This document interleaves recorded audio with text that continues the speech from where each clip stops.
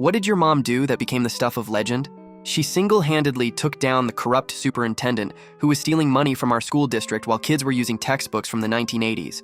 Dr. Williams had been superintendent for 8 years, driving around in a brand new BMW while our high school didn't have working air conditioning and the middle school roof leaked every time it rained. Mom was PTA president and kept asking where the budget money was going.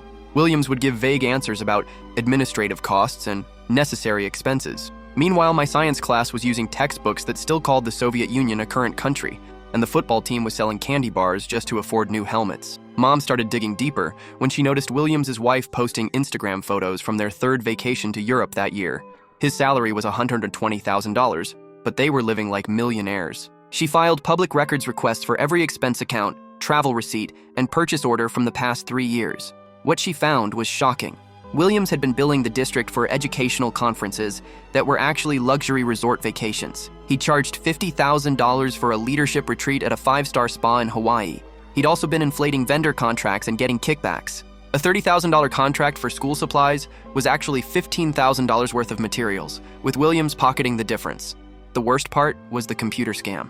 Williams claimed he bought 500 new laptops for $800,000, but Mom discovered he'd only bought 200 refurbished ones for $150,000. Mom found that Williams had created fake invoices from shell companies he'd set up. He was literally paying himself with district money and covering it up with fraudulent paperwork.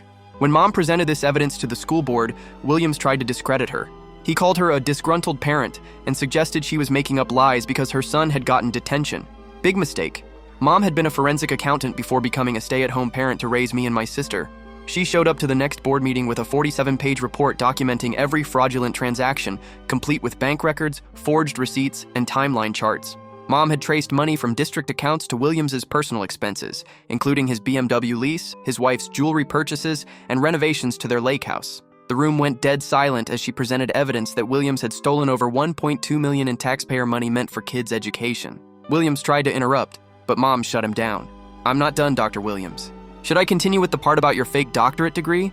Turns out his PhD was from a diploma mill that didn't even exist anymore. Everything about this guy was fraudulent. The FBI was called that night.